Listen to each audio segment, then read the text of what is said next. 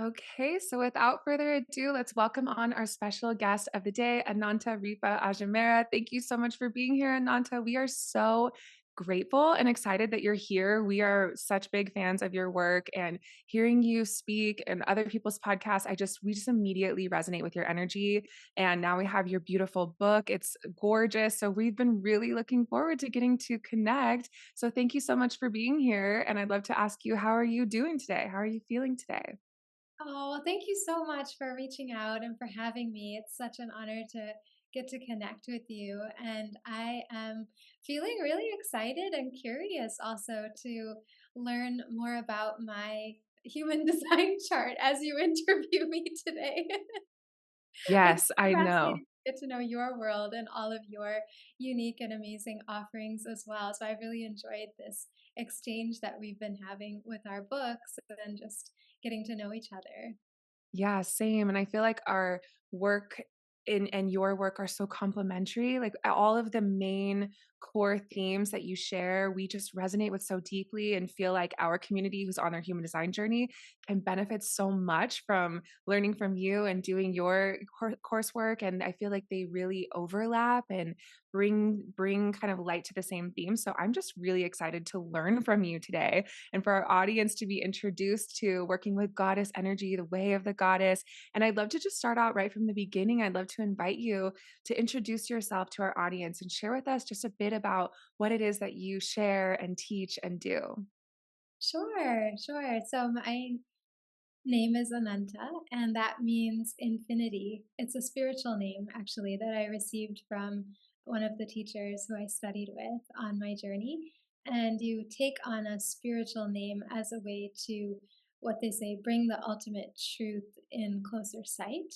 So I had gone on this unexpected journey. I never grew up thinking I would explore ancient Indian spirituality, and I certainly never thought I would live a monastic type of lifestyle to be able to do that. But somehow, step by step, I feel like that's what ended up happening. It's like I went to school and I went there looking to be of service. That I've always known was important to me. And yet, the mechanism with which to do that, whom to serve, how to serve, was not clear to me. So that gave my dad some fuel to push me to go to business school, much against my will. But I agreed to it because I could understand that having certain business skills, or at the very least, it would give me credibility to be able to do whatever I needed to do in my life, which I still didn't exactly know. And it was only in getting into the business studies that then I got involved in a social entrepreneurship scholarship program in the middle part of my college years at NYU in New York City. And it was there in the social entrepreneurship program that I asked myself a really pivotal question. How can I create pattern breaking change in a sustainable way within my own life and then scale those changes into the work I feel called to do in the world? And it was that question that actually led me to discover first yoga as a way to manage stress in the big city. And then I went to India many times while I was studying to understand more about the social entrepreneurship that they were doing over there and to reconnect with my roots. And then to take a yoga teacher training where I got exposed to the Ayurveda lifestyle by living that lifestyle and loving it and wanting to know, how do I feel this good when I am back in the States? And I packed up all my things from the college years in New York and decided to move to California because there was a lot of spirituality there. There was a lot of community there of people who were interested in the same types of things that I was interested in. And that's where I really got to know about Ayurveda. And that became the answer to the question that I asked. And at the beginning, it was just a matter of this science saw all of me for all of who I am. It didn't put labels on me. It didn't judge me. It didn't limit me to someone who had a problem. I had many problems, actually. I had a lot of childhood trauma, as I think most of us do, right? In the modern world, Yeah. like in some way or the other, visibly or invisibly, we all go through these challenges. And so it was nothing unique, but I was always determined to get to the root cause of why did I go through eating disorders? What causes eating disorders? What causes your stomach to hurt unexpectedly? What causes these painful menstrual cycles that I have? Why can't I sleep at night? Why do I have nightmares? And why, with all this distress going on internally, is the Western medical system telling me I'm in excellent health? This doesn't look like or feel like excellent health at all.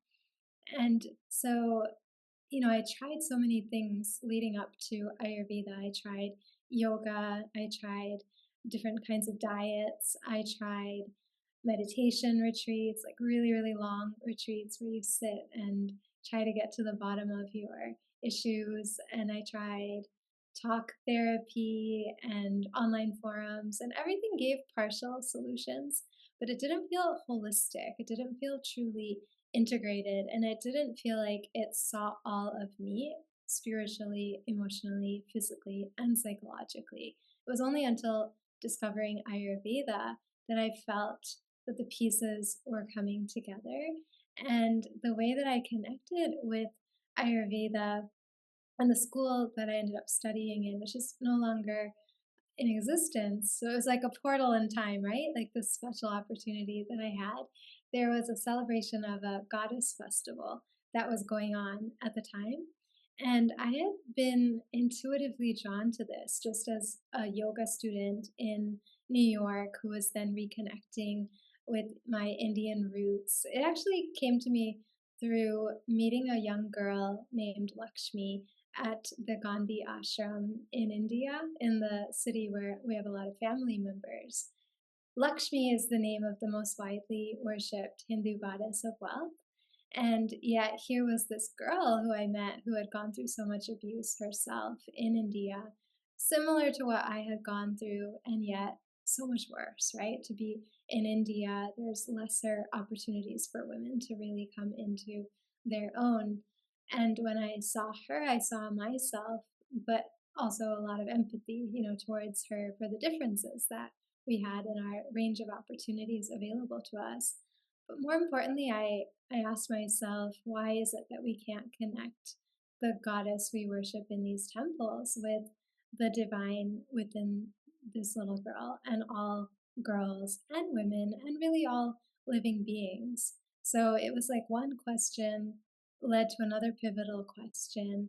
And then the answers came through this integrated, deep study of Ayurveda, yoga, and Vedanta spiritual philosophy. Initially, it was just to study Ayurveda, and then I got introduced to this deeper philosophy of Vedanta en route. Once my headaches got resolved, once my stomach aches no longer were happening, once my period pain started to subside, I noticed that all these symptoms that I had for so long actually just went away after just weeks of starting to study Ayurveda. I had never even had a personal consultation or anything like that. It was just literally learning how to cook, learning how to live a certain lifestyle that's in alignment with the rhythms of nature, that I just felt so much better, and I felt so resolved with things that I couldn't find a resolution to through any other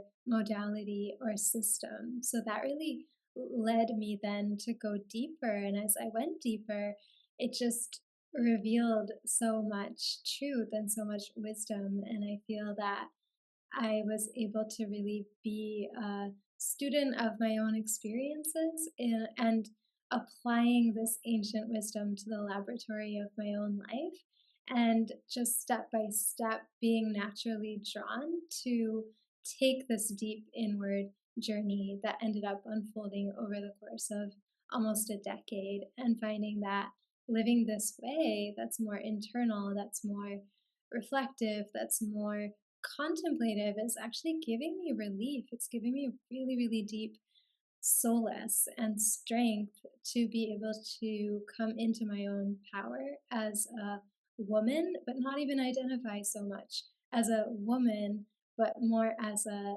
spiritual being, right? As a divine being. And as I started to really heal myself, I felt then that the world just opened up and opportunities naturally began to come to me to write a book, which then led on a whole new journey to share with people, to teach in Stanford, to teach in prisons, and then to ultimately move back to New York later on. So that's kind of a long summary of this journey. Wow, I love it. It's amazing to hear your story. And we have your human design chart pulled up as we're listening to you speak, which is one of our favorite things to do. And for everyone listening, for all of our audience, Ananta is a generator, an emotional generator. She's a 4-6 profile, which 4-6s out of the 12 profiles have a very strong humanitarian energy. They're really wanting to guide the collective. They're wanting to help people become their best version of themselves. And they're really wanting to stand for and role model authenticity and promoting that above all else. So I love that that's in your chart. You also have channel 19 to 49 for all of our human design nerds listening, which is like one of the biggest humanitarian energies in the entire body graph.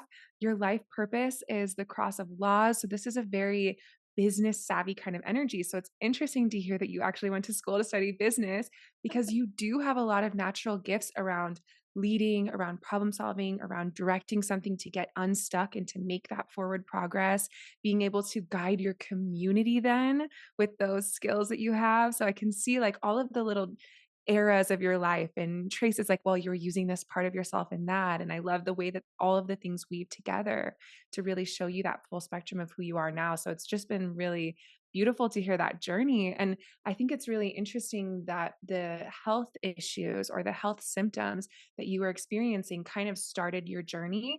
I was wondering if that's something that you notice for a lot of people. Like if there is, on their spiritual path, maybe a pit stop they need to make first, where they need to address either, mental health issues or anything like that. Is that something that you notice commonly? And how does our health and our well-being on a more physical and energetic level, how does that play a role in our spiritual growth and evolution? I'm so glad you asked that question. Yeah, because I think that's what I found so wonderful about this unique integrated study that I did of three different deep bodies of wisdom, that they're about both. It's not one or the other. I feel a lot of times there's compromising health to be on a spiritual journey, or compromising your spirituality for the purpose of health. And people don't see maybe the connections, right? Because sometimes for health, we get more into the first three chakras, right? Like the grounding, the sacral, the power in the solar plexus. Whereas on the spiritual journey, it's more like the heart, the voice, the intuition, like all the higher chakras. And yet it's so important to see their interconnectedness. And the reason why we want to focus on the health of the body is because only with a healthy body are we going to really be able to transcend and to be able to have a truly evolved consciousness. Because if we're distracted by our stomach aches, we're not going to be able to contemplate the truth of existence and the truth of our highest self. And at the same time, if you just have spirituality, but you don't have health, then you're not going to feel integrated or connected. So I feel really grateful that both are coexisting in these systems. And yes, absolutely. I feel that the health issues are what bring a lot of people to study deeper truths of life. I feel, though, more broadly speaking, any big challenge will bring people to this path, whether that's a breakup of a relationship, whether that's a major or minor, even life trauma, or a big move, or changing one's life path or career or journey, or losing someone really close to you. I feel like these are all big catalysts that bring us to this path. So, whether it's internal challenges with one's own mind and body, or a combination of the internal and the external life experiences, it's really these challenges that bring us to a deeper unfolding. And so in the world of duality, nothing is quite as it seems. These dark, dreadful, awful seeming things actually often hold the key to a deeper unfolding. And that's why the deep ancient yogis always waited for difficulties. They waited for times of sorrow and pain because they knew that deep within that difficulty, there is a new life that awaits. There's a new birth, there's a new beginning. And so we learn to really take these things on to not become a martyr or a victim to them, but rather to ask one of the most important questions, I feel, which is, what am I supposed to learn from this? Yes, beautiful. That's so beautifully said. And I think it's really inspiring that we are here in this time in human evolution where so many of us are ready. We're ready to go deeper. We're ready Yeah. to embrace those challenges so that we can grow. We're ready to stop going to our Western medicine doctors that tell us our health is fine when we know it's not fine.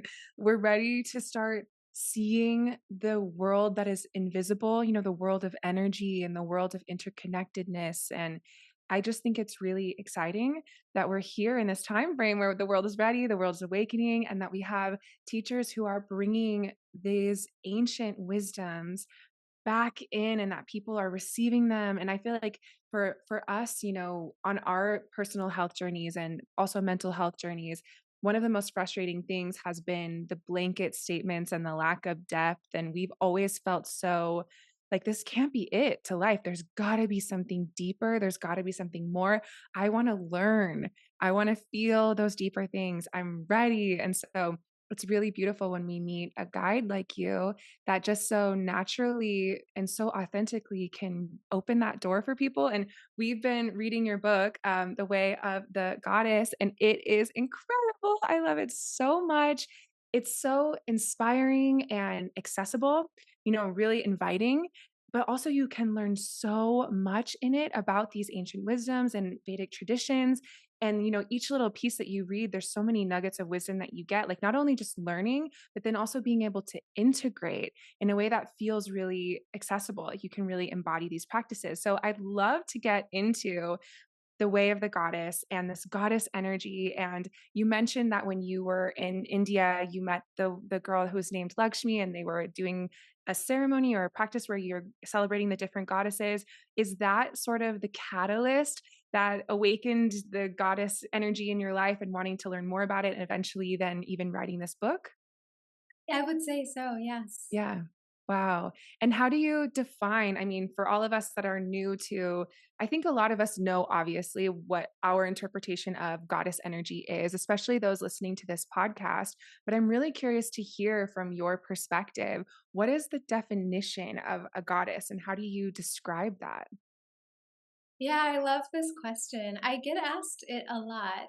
And so the answer I give is that goddess energy within each living being, regardless of our biological organs, is that power that gives us the ability to give birth to the most authentic version of ourselves.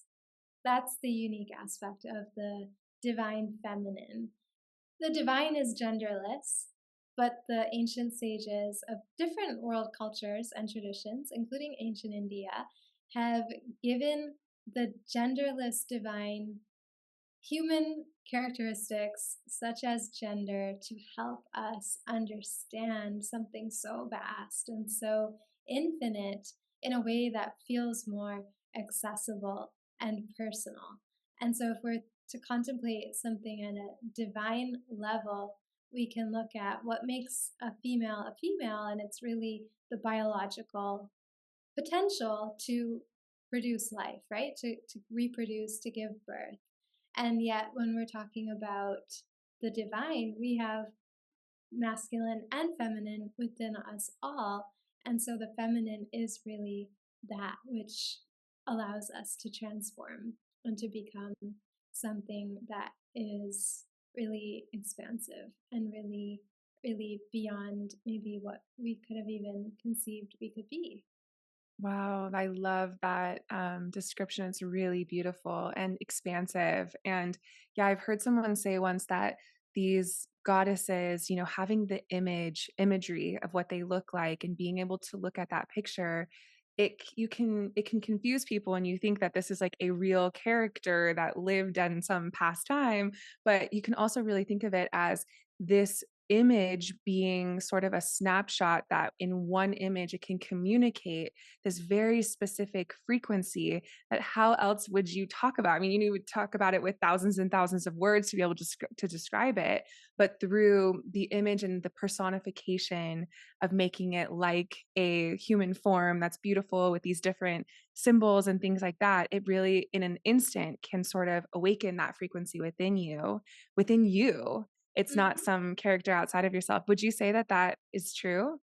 Yeah, absolutely, absolutely. I mean, in India and in a lot of the cultures that still honor the divine feminine, because I believe it was a part of every culture, but some have forgotten, we can sometimes outsource the power, right? And our devotion is to an outer deity. And that's why I think even people, myself included, get at one point get really confused going to the Hindu temples because there are so many different gods and goddesses present and we think I'm going to the temple to pray to the deity, right? Just pray to a statue of some outer force, which is depicted in a specific way, but even there's variations on that.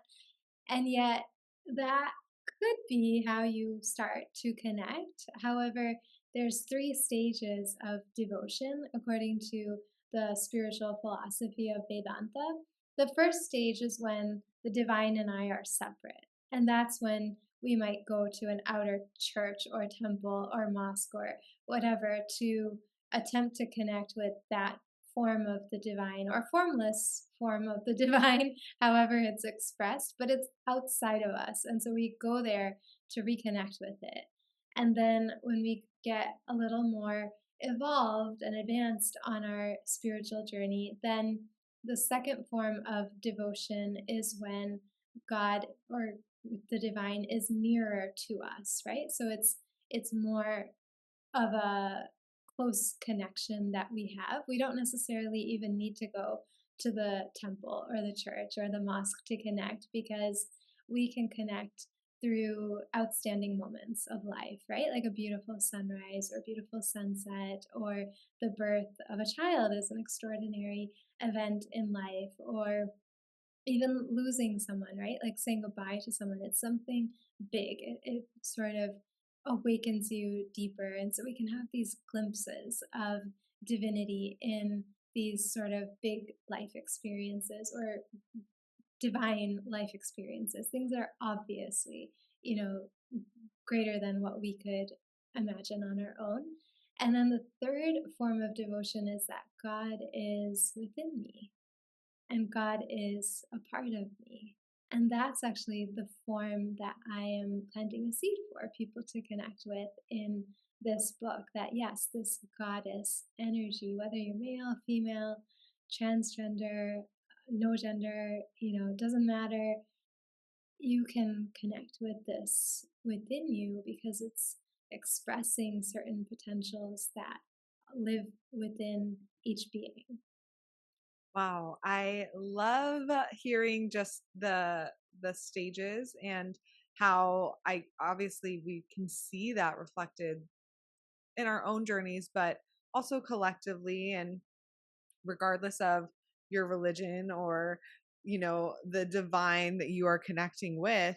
I'd love to know, with working with goddess energy to support our lives, how can somebody go about working with that? Is it an internal process or is it something that they do with rituals or with prayers? um is it more focused on that third step, or is it kind of like a process of you have to start with the first step and then the second and then the third? I'm just curious if you could elaborate more on how you actually work with this goddess energy in your day-to-day life. Yeah, well, that's actually where my book ended up becoming a roadmap, even for me, to be able to go deeper into how to connect with these energies. And I feel that it is very helpful to follow the order. You know, for certain books, even for my own first book, I was like, oh, you can open any page, do any practice or ritual that you feel called to or you feel inspired to. You can still do that with this book. But as far as actually reading it, I really do recommend going in order with it because it takes you on a journey through the nine chakras, and each one builds upon the foundation of the previous one.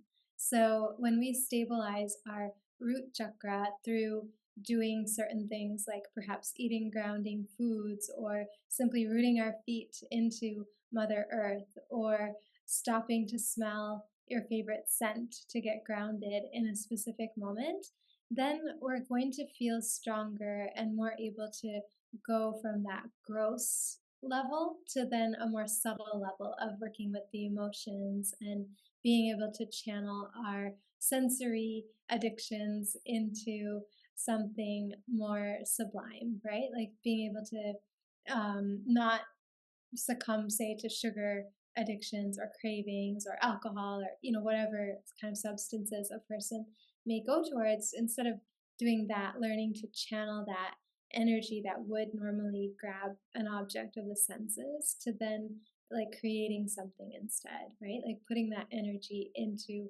pottery, into an activity that allows you to express something or to move that energy in a different direction, sports or dance or music or writing or poetry or anything like that. And then, from there we go into the solar plexus, which is about transformation and really giving yourself permission to do certain things. And then from there, moving into the heart, right? So it's very sequential, I feel. And at the same time, everyone will have a different way of connecting. So some people may look at this book and feel like really gravitating towards the images. I know some people who have even taken pictures of the goddess of the day and connected with looking at that image to get certain reminders. And that's very helpful. And that's maybe when God energy, divine energy feels near, right? It feels like a reminder to look and to see. And then for some, it may be that doing a ritual that's connected with healing a specific area of your life and your chakra, which is an energy center, is going to feel like that's the path to be able to awaken a certain blockage that's there within you. I actually have on my website a chakra healing guide. It's a free guide that you can download to actually assess which of your chakras is blocked and where can you focus and what's one simple practice you can do to start to unblock that area. And these are from rituals that are featured in the book. I feel like that's a really nice way to be able to zone in on where you need to focus. And I find it interesting that its chakra system is also showing up in the human design as well. So I can't help but now wonder if there's some connection between the defined and undefined centers, and then which chakras may be showing up as needing some unblocking energy. I know when I wrote the book, for me, it was a lot about my throat chakra and about the power of voice and the power of expression. And just by committing to writing this book, where I do share my own personal traumas and darkness to light stories in each step of the journey, it was so therapeutic actually to be able to move the energy through this part of me that felt very much restricted. And then when I read my human design chart, I thought it was so interesting that all my chakras are defined centers except for this one. So Right. Your that's throat is the interesting. only undefined center in your entire chart, which is so rare, especially as a generator instead of a manifesting generator. So it's really fascinating. And as I was going through it too, in your human design chart, you have the one energy center that is your authority. So even if you have many defined centers, there's one that's sort of like the VIP on your team, and it's the one that you go to, the MVP of the players, and that's the priority chakra or energy center in your body. So when I was going through the book and I got for mine the solar plexus, Uh-huh. which is actually the same as you because we both share emotional authority, which comes from the solar plexus energy center.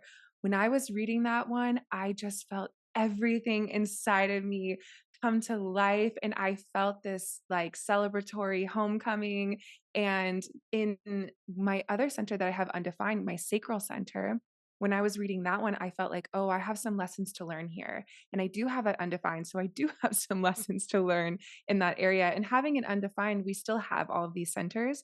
Of course, I still have a sacral center that is operating, but just the fact that the energy is so inconsistent because I'm taking in other people's energy there. I have a lot of to learn, which is really beautiful. So I think it's really fascinating for all of our listeners that are interested in human design to be able to go through the book and see what you're discovering, looking at your defined centers or undefined centers. And when you get to the section that is your authority, and I just love the way that you teach is so well-rounded, really factual, and then those like personal stories that are really powerful. And then also the rituals that you do are just so beautiful. Like when we get to the heart chakra section, talking about using roses and why and oiling your body and drinking pomegranate juice. And it's like everything in there just felt so inviting. Feels like a really fun thing to go on this journey instead of like doing the inner work has to feel hard. Instead, it feels like a celebration of these energies inside of yourself. And I'm always really interested in finding the depth in life and going into the darkness, but in a way that's beautiful and like embracing the beauty even in that as a part of life. So I really appreciate that about your voice and the way that you express things. And so with the nine different chakras and in that process, each one of those nine has then a goddess that energy is connected to, and through going through that chakra center in your body and doing the different rituals and stuff, you can connect also with that goddess and it brings you on the journey. I'm curious, a lot of us have heard about the seven main chakras and Yeah. that being the seven, and in your book you have the nine. I'm curious if you could elaborate on that and where that comes from, because in human design we also have nine main energy centers instead of seven. Oh, yeah. Yeah, no wonder it felt so synchronistic to read your book. I'm like, "Yeah, of course there's 9." Like, I didn't even realize that consciously, but now that you said it, I'm like, "Yeah, I don't think they just had 7. I think they had a couple of extra ones there." So, Yeah, in the Vedic spiritual tradition, we have this idea that there's also a astral chakra, and a higher heart chakra. And so these are just above the crown chakra.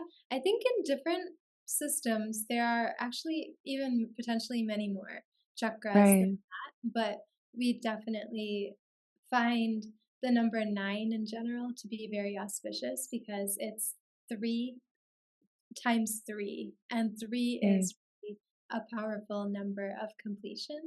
And we have the beginning, the middle, the end. We have birth, life, death. We have life, death, rebirth, right? So a lot of right, things go in stages of 3. Even a story has a beginning, a middle, and an end. So 3 and 3 is then like, wow, and also the number of months that it takes to bring a baby from conception to birth is 9. So it's very right, symbolic of the 9 months of a human pregnancy and how we need the 9 months of really going deep to look at all these different areas of our being in order to experience the transformative journey that this takes you on. And then the 10th day we have also as a integration period where we really reflect on the journey of the prior 9 days. And when I say days, what I mean is that this whole practice is inspired by the 9-night goddess festival of Navratri, which comes from India. And Indians throughout the world celebrate Navratri with a lot of fanfare, a lot of colors and music and dancing and fun and loud music. But a lot of Indians, myself included in the beginning, don't know that there's actually a huge symbolic significance to every little thing about this festival, and that these energies are not just to be danced with and to be celebrated in community, but also within oneself to really experience a new start to life in your own journey of unfolding into your highest potential and your highest self. Wow, I love that. One of the things that I find the most fascinating in life is ancient wisdom and being born in this Okay. time. Yeah, so for us through the lens of human design, we talk a lot about coming into a new paradigm, which is actually an astrological precession of the equinoxes and like, these big long cycles that are like 25,000 years and that's coming from astrology, coming from, these interconnected places and the idea that these wisdoms are ancient, and they've stayed, and that there is truth with a capital T in them that resonates so long ago and in every generation until now. And also thinking about the ways that we've forgotten a lot since those ancient times. And now that we're in this era where we're starting to remember, it's like a very exciting time to be alive. And I did not always feel that way. I talk about this a lot on this podcast. As a child, I struggled so much with like, why am I born now? This is the most boring time to be born ever. I don't like computers. I don't like fluorescent lighting. I don't like being inside for school. Like I really was like rebelling against this time, being born in this time. And now I'm really realizing it's such a special and crucial and pivotal point in our spiritual evolution, a time where we're ready to remember the the deep depths of these ancient wisdoms. And so I love what you were saying about a lot of people are celebrating this and they have been, and it's been a part of their culture and traditions and families for a really long time. But maybe there's new depth that we can reawaken to that can bring us into a whole new level of transformation. And I'm curious, how do you feel about bringing something that is ancient into like the modern world and making it accessible? I mean, I just think it's really special the way that you do it. It seems so deeply aligned with your purpose and with who you are. But how do you feel about that? The timing of like where we are right now in the evolution of humanity and bringing these ancient ideas into the future. Thank you for sharing that. Yeah, I feel very grateful for it, and I feel it's a sacred responsibility actually to bring this forward to people. I know my whole family was very much confused, to put it mildly, perplexed, and highly resistant to me going down this super unknown path. Whereas I could have just been the business person, which obviously business is there in my design and in my makeup and in my family lineage on my dad's side of the family. But on my mom's side of the family, I discovered 6 months into studying Ayurveda, I actually do come from a family lineage of renowned Ayurveda practitioners on my mom's side, and no one has really taken the pure tradition of Ayurveda forward. I do have an uncle who practices Ayurveda, but the way that Ayurveda is now practiced in India is very much mixed with modern Western medicine. So no one in the family really preserved the tradition to take forward to the next generations.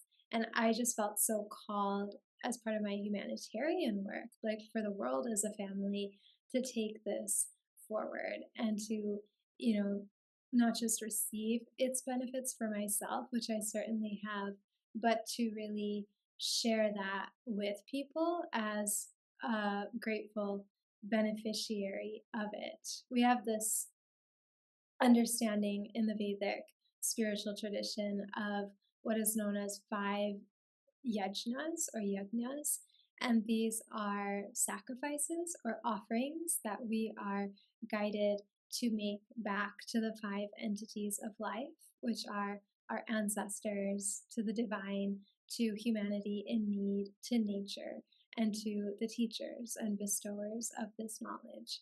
And the idea is that we're given everything that we need to be here on earth. We're given the air to breathe, we're given food to eat, we're given a shelter, and even if we don't have all these things, we're still given hands and feet and sensory faculties and so much potential to do things. So anything that we do is not just because of our greatness, it's because of so many other people's contributions and so many other entities' contributions that we're able to do anything, right? Even to connect. Right now, we relied not only on the person who invented Zoom, but the person who invented email and the person who, invented the internet, right? These are things that weren't even there in uh, more distant past. And so we couldn't have made this happen ourselves. And when we are awake to that, our whole life then becomes about how do I give back and say thank you for all that I've received. And so these 5 actions are there to keep us really busy in the humility that comes from remembering that what we do is not because of us alone, but we are really instruments of something greater. And so I feel that I'm an instrument for carrying this wisdom forward. And it's meant a lot to me to do it. I've had to stand up to everyone to be able to do it. And that helps me then in the outer world, because none of the outer world battles are quite as difficult as having to battle with your own family members to be able to do what you feel is your dharma, right? Your purpose. And they will try so hard because they care. They want to protect you. They have their own good intentions in doing that. But I think I had to fight so much, and I will continue to do so as necessary to really be able to bring this healing and truth to people. Yeah, you mentioned that you've taught in prisons before, and I wanted to ask you about A, how did you go about facilitating that um opportunity?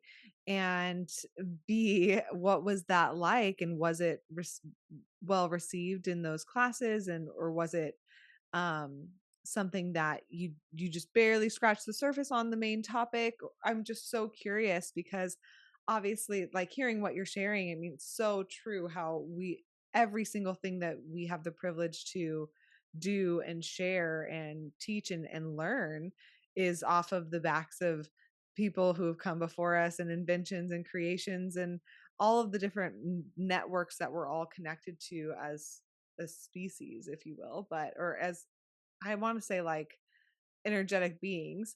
But giving back, that's such a huge part of your dharma and your gifts, and seeing what people are needing to fully thrive, not just food, shelter, water, but also community and emotional health and mental health and spiritual health, and having a sense of empowerment there, and importance, like what's the word I'm looking for, that it's inherent, that it's not something that needs to be earned or um uh fought for, but that it's inherently, you're inherently worthy of those things and deserving of those things. So I'm just so curious, with teaching in prison specifically, how did that come about? How did you facilitate that, and what was that like for you?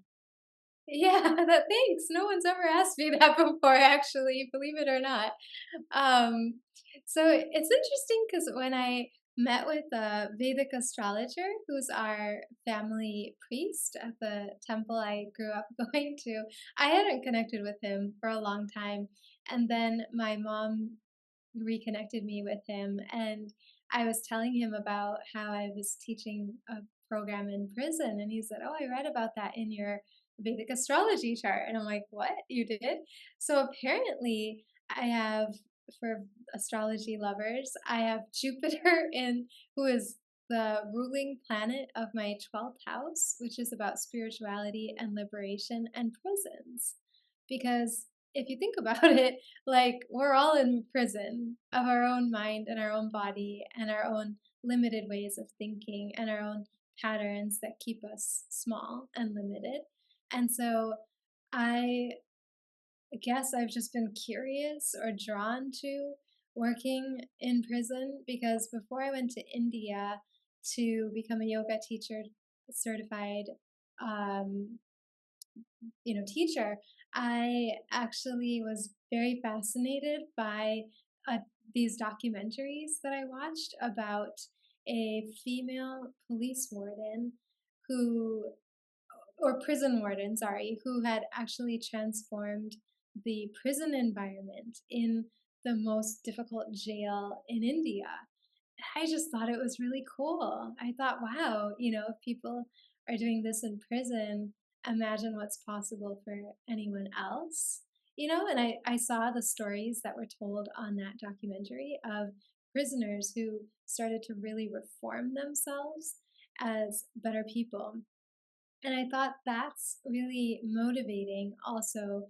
I think I always intuitively felt that karmically because I had gone through sexual abuse and trauma and domestic violence and things that are kind of often more widely afflicted upon women, right?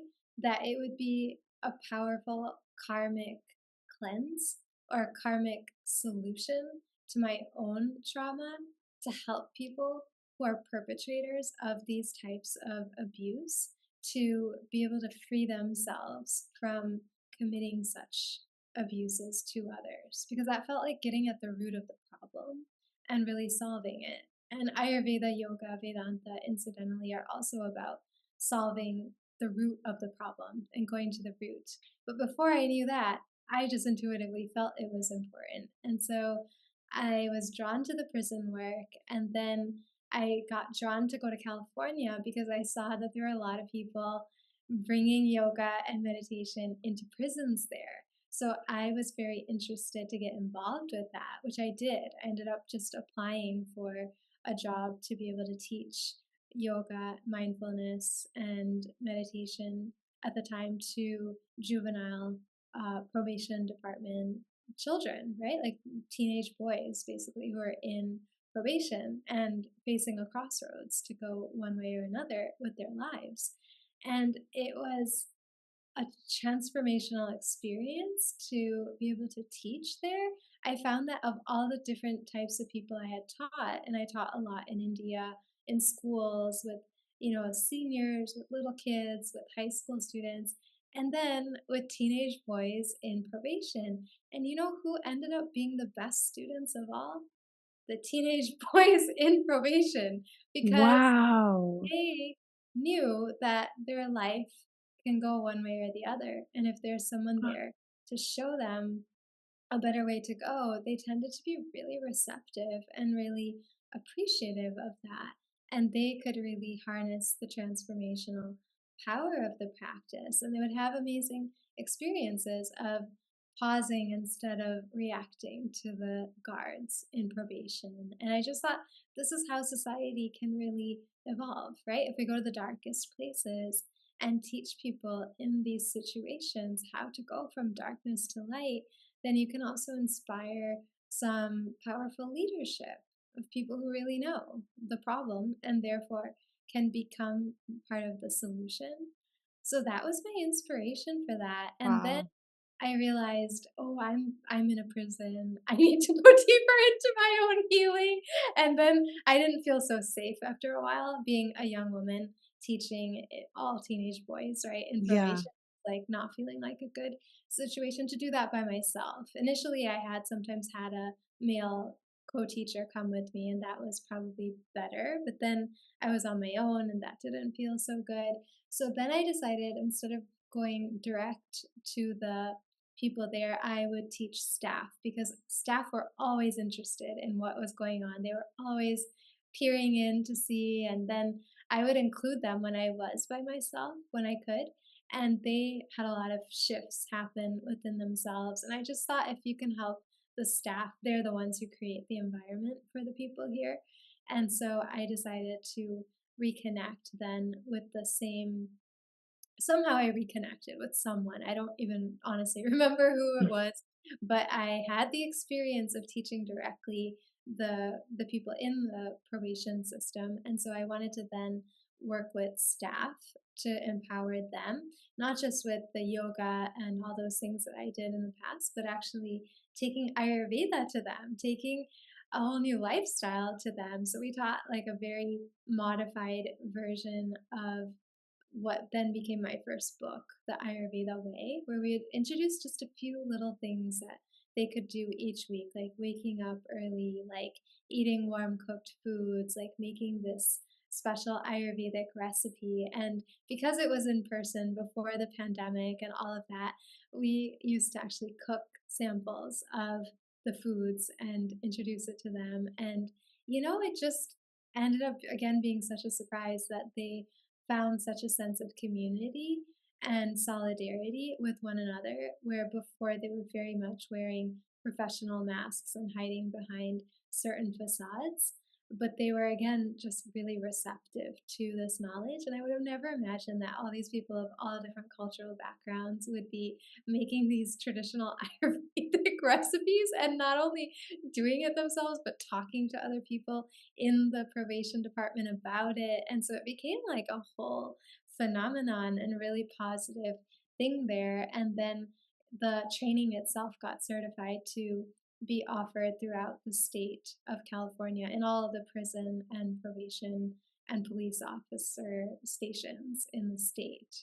So, Wow. yeah. That is That's incredible. so I mean, crazy. I felt like I had to cry when you were talking about the teenage boys being really receptive and being the best students and being at that crossroad. And, something in your human design chart, you have this channel because you have so much, right? We could talk about it forever. You have this channel for everyone listening, 50 to 27, that is all about having really strong values and integrity and wanting to bring that to your community in a bigger way, like collectively setting that standard. And you also have gate 44, which is about breaking patterns, ancestral patterns that are holding us back. So everything that you share, I mean, it's so beautifully reflected, and you can feel that when you're talking that it's so aligned for you. But it's just cool to see the mirror of that being then in your human design chart. But that is really inspiring because moving forward in the world, something I know that is so important is moving closer to unity, remembering that we are one family, remembering that we are all the one divine and we have that in us. And it's so easy to leave people behind, groups of people that we have marginalized or deemed in a certain way. It's so easy to allow fear to divide us, to allow our ideas, our political views to divide us. We've seen that. We've played that out on planet Earth. And I feel like we're really moving into a new era of coming together. But what does that really look like? It takes brave action. It takes things that other people wouldn't expect in order to really make that change. And to find that unity in unexpected places with a group of people that maybe it's like that doesn't seem like it would be such a great fit, but then it is. It's like very, very, very inspiring and heartwarming to hear. And I just really I appreciate hearing that so much. Yeah, and you have this quality where you're able to understand um we have this goal, and how do we actually make it happen and bring out the best in that thing. And I think that a lot of people really struggle with that because this is a very capable energy, right? Where you can hear an idea or see a need, sense what people are needing, and then you can say, okay, this is what we need to do to heal this thing, to work towards this thing, to provide this thing. So even just hearing that, you know, first of all, the bravery that it takes to go into a space as a woman into male space that is unpredictable, and oftentimes our assumptions and what we think of when we think of prison is very scary. And like, to go in, I'm going to go teach them something that is spiritual and maybe something that they've never heard before. That, first of all, it takes a lot of bravery to take those steps. But then the fact that it snowballed into teaching the staff, and then it grew into becoming a certified curriculum that's throughout California, like, that's huge. That's so big for it to actually like the action and the physical ramifications to happen. And when we look at your chart, that 50 to 27, it's like playing big. It's making big impact on the collective. We like to call this Oprah energy, but some people have that, right? And then they're like, okay, well, what do I do with it? But you have 2 to 14, which is like, I know what to do with it. Here's how we can make shit happen. Here's how we can take some action to get the ball rolling and bring out the best possible outcome. So it is so inspiring to hear. And I think it's so needed, bringing that light to the dark spaces versus just bringing more light to the light, I think is something that is so needed. And hearing stories like this where it's like, oh, it's possible, right? I know there's someone listening who's like, I've been so called to work with, women in prison, or I've been so called to work with homelessness, or to work with people who have been, who live in a war torn country, but I can't actually do that, right? Like I can't actually go there and start facilitating something. I can't actually take that action. So just hearing this story and how you've been able to do that, in this one circumstance, right? There's many others, but and I'm sure there was many roadblocks and things popping up that you had to then pivot and navigate and shift and change things because it wasn't safe or it was safe then. But being able to hear that, I think it's just giving more permission for people to stand up to that with courage and to listen to that inner calling, that authority, that purpose that they might have within them to get involved in those spaces. So thank you. Thank you, thank you, thank you for doing that work, but also for sharing that and inspiring other people to stand up with that courage and bravery because it's so important and so needed. Oh, thank you so much. Yeah, it's more like an afterthought I think that I had about the safety part and this and that. And interesting, even in the Vedic astrology, which I do keep track of now and I really follow because it's helped me a lot to navigate my life and even understand my unusualness. I was in a Mars period when I was really into the prison work and going to prison and teaching and all of that. And I think as soon as the Mars period shifted into another period, which is normally about having to deal with demons, Mm, but in my chart in Vedic astrology, I have a strong healing influence on this particular shadow energy. It's like about dealing with the shadows, but I find a lot of healing in it. So I think as it's interesting looking back at it that I literally transitioned from teaching in prisons to then going deeper into my own healing work to deal with the mhm, inner prison and the inner demons. And then when I had reached a level of resolution with it through the training, then going back and offering that, and then that snowballing, into being able to do more, and then, continuing on that theme of conquering the demons without even knowing that that's exactly the period that I'm in for all these years. It's just like really, really interesting. And now that I'm in this period, I think I've learned now to anticipate these things a little bit more and to just be more cautious, be more protective over myself and take a little more safety measures and all of that, and just paying attention to how can I make myself feel safe as I do this, and how do I work with people who make me feel supported and safe, and seek out the right types of support to be able to continue with it. So that's really been like the last year or so of just knowing exactly what you said. I'm here to play big. I know I've got a lot of solutions for people to really tough problems that I'm supposed to help people with, but let me just take some time to plan it all out, and go slow with it and tune in now to my emotional authority now that mhm. I have that to see how it all aligns. So, yeah, Yeah, I I appreciate love you that. sharing that. And something that I've been thinking about a lot when I was reading your book, the idea of the goddess. I feel like a lot of us that maybe haven't read this book or haven't really gone deep into that, we think of the goddess only as something that is beautiful and only as Yeah, something that is the nurturer and only healing and only sweet, or, at least I can yeah, say that for myself. And when you really get into it, the goddess is also fierce. The goddess is a warrior. The goddess yeah, can face those demons and help us go into death energy. And so I was curious if you could elaborate on that because I feel that reflected in just hearing your stories and in our stories as well too. The healing and the creativity and beauty that comes from that feminine, divine feminine, but also maybe that other warrior side that is maybe less understood or less talked about.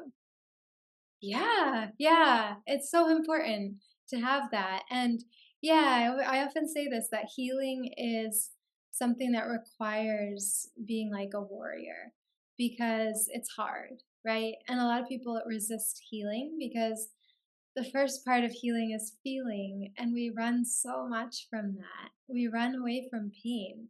We don't like to go into the shadow. We don't like to face our fears. We rather go for what's pleasurable, go for what's comfortable. In the Bhagavad Gita, the one of the great wisdom texts of ancient India, there's a wonderful verse that says, what's like poison in the beginning becomes like nectar in the end. What's like nectar in the beginning becomes like a poison in the end. And that's just describing healing. Healing is going to feel like a poison that eventually turns into a nectar. And so when we are dealing with poison, we need strong energy to tackle that, right? To confront that. And that's why all of the deities in the Indian spiritual tradition are very gender balanced. And even the 9 night goddess festival shows this warrior mother goddess energy, right? Because in order to give birth, the goddess part, the mother part, to this most authentic version of ourselves, we also have to fight a lot of battles to be able to eliminate that which no longer serves us, that which is actually no longer us, that we may have wrongly identified with because we had got caught up in illusions and societal conditioning and scripts that were given by culture, by parents, by teachers, by friends, or whoever. And then we have to also be willing to be brave, right? And to have some of these ferocious, fierce qualities in order to do what it's going to take, because it's not going to be pleasant. There are going to be tough, difficult things that come up. And so we have to really build up our Shakti, as we say in Sanskrit, to be able to address them. And that's why we find that even with the goddess, it's like one eye is fierce and ferocious, and the other is compassionate and kind. And we need to have both of those, right? Especially as like female identifying people, we are very vulnerable in this world. And so just to be soft, just to be beautiful, just to be nurturing, it's good, but it's not going to allow the beauty and the nurturing and the purity to sustain itself unless we're able to balance it with this more masculine part of ourselves, which is going to be protecting that purity, protecting that beauty, protecting the light, and really being able to stand up for what is right and being able to commit to a course of action that's going to involve unpleasantness and being able to look it in the face and to fight with it, right? And to fight with ourselves to be able to realize the true beauty and the true, purity of purpose. So I feel it's very important to connect with and harness that warrior energy. And that's why even now I am studying Taekwondo. And, it's just interesting because it was presented to me when I was a child. Did I want to take dance classes or martial arts? And I totally chose dance because I'm like, I'm not going to be doing that, like even the religion I was brought up in is extreme nonviolence. I was brought up Mhm. in a subsect of Hinduism that's called Jainism, and we are really, really into nonviolence. Like Jain monks and nuns wear a mask before it was a thing with the pandemic because they didn't want to disturb insects by accidentally like having them come into their mouth, and they walk barefoot, and they're really, really simple. And so I grew up seeing that and seeing that it is absolutely wrong to be anything but compassionate, right? And to be anything but nonviolent. And it was only in actually going on my deeper spiritual journey that I encountered some of the worst shadows in people who presented themselves as the light, right? As the wisdom, like keepers and things like that. And there's a lot of wolves in sheep's clothing. And so, especially on the spiritual journey, I feel that spiritual seekers of all genders are super vulnerable as well to getting taken advantage of because they're seeking to develop the goodness and the beauty of character and the purity of purpose. And so, anytime these things are there, whether at a physical level or at a psychological, emotional, spiritual level, they need to be protected. And what is said in the Vedanta texts is that nonviolence is the highest dharma, it's the highest purpose that we have. But what a lot of people don't know is that that line continues to say, so too is violence in service of dharma. And I think a big fragility of even the Indian subcontinent is that we have taken nonviolence to such an extreme that we've made ourselves vulnerable to appropriation, to, people taking over the country and so many things over and over again that we really owe it to ourselves to now take a stand for that which is true and pure and good. And so I really believe that it's been very important for me to develop that warrior internally first, and now I'm looking to match my external abilities with my internal ones, and it's a never ending journey. Yeah, that is really fascinating to hear you speak about that. And in my own personal journey, I've been someone who really struggles with violence. Like violence is like hard no, never ever acceptable in my life ever. And I struggle with, eating animals that have been killed and things like that. But the Yeah. reason I say struggle is because I don't think it was actually like healthy for me, kind of being at an extreme or something like that. And through my spiritual journey, even thinking about eating animals, which is something that I don't feel comfortable doing myself very often, but it's seeing the fact that like all of nature is connected, and that if you watch nature, which is God and is our greatest teacher, what is the violence that's happening in nature and the protectiveness, and when an animal eats another animal, it's like the whole feeding itself. And in my whole kind of journey, I feel like I've opened my eyes more to this physical plane and seeing the full spectrum of it, and not wanting to advance out of, leave my body, leave my humanness, leave the earth plane, which is something I tried to do for a long time, but to instead invite in the full depth of it.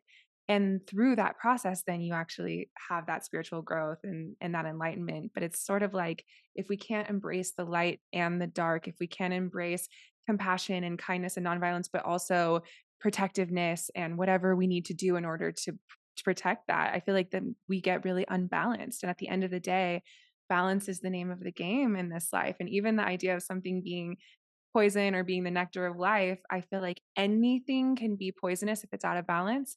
Anything can be, literally the best thing in the world. Meditation, I think, can be poisonous for people if Yeah. it's completely out of balance in their life and they're not allowing the full spectrum of humanness on this plane, on this dualistic, reality. So I think that that's a really interesting conversation. And I could listen to you speak all day long. I'm really hoping that we'll get to have you back for another episode and that we'll stay connected after this, because I know our listeners are thinking that as well.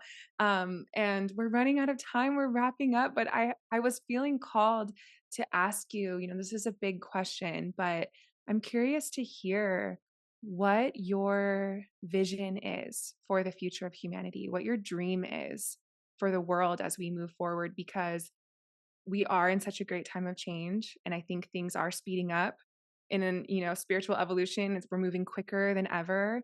And so it's a powerful time to be here. But I think it's also really important to get clear on what are our intentions as we're moving forward. What is the world that we want to create for future generations?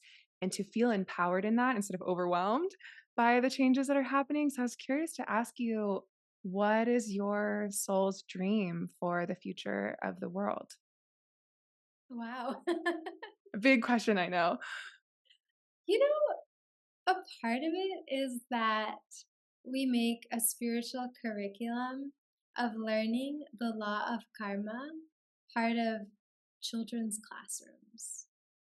Because if more people knew that there is this very impersonal force that is there to take accounting of all of our actions, all of our thoughts, all of our words, and that we will 100% experience what we put out, I feel people will start to become more accountable and more harmonious with the earth and all living creatures.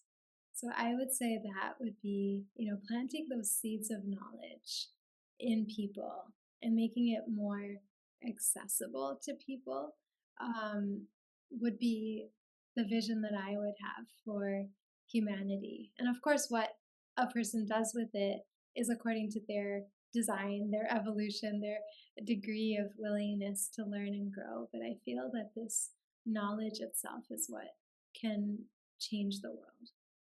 That is so beautiful. I love that. And something I've been admiring as I'm listening to you speak is the level of respect, but I really want to say like reverence that you hold for life, for other beings. And I think that that level of like respecting, loving, caring about other people is the way, right? It's what we're all trying to reach. And I think that you can't ever force someone to do anything. You can't Yeah. force them to feel. You can't force them. You just can't. It doesn't work because we all are meant to be our own unique authority. We are all each our own universe and our own God as we move through life. And so I think education really is the way when you're young to be given those tools, to be shown the way, to help you understand, and then to see what you do with that. I think that's so beautiful. I'm here for that world. For us too, it's like put that on the list in every kindergarten, and then also maybe like your human design and understanding your emotions and understanding how to make decisions. Maybe also like how to financially provide for yourself and fill out your taxes. If we're going to continue with a monetary system like we have, I think that would be nice from a young age. But I love that. I'm really grateful that you shared that. And please let our listeners know how they can continue to connect with your work, how they can find you and follow along with your journey. Sure, thank you. Yes, you can visit my website, anantaripaajmera.com or theancientway.co, or follow me on Instagram at ananta.one, O-N-E, spelled out. And you can also download this chakra healing guide as a great resource to be able to see where you're at on your journey. And that's available on both of our websites. So those resources are there for you. And then, of course, my book, The Way of the Goddess, is available wherever books are sold. And we're going to be having a conscious conversations free to the public community platform coming up for you to join live and have these amazing rich dialogues. And so I'm looking forward to having both of you also join that as our guests and just having a space to be able to listen to these rich interviews and then ask questions and then be able to do a practice to really get to experience the magic of it unfold. So